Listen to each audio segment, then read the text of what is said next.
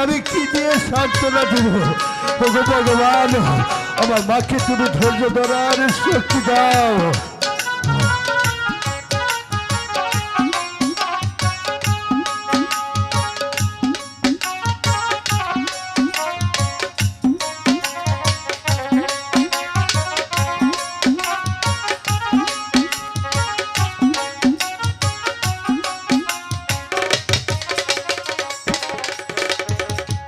কার কাছে কই মনের ব্যথা মাগো, মানুষ নাই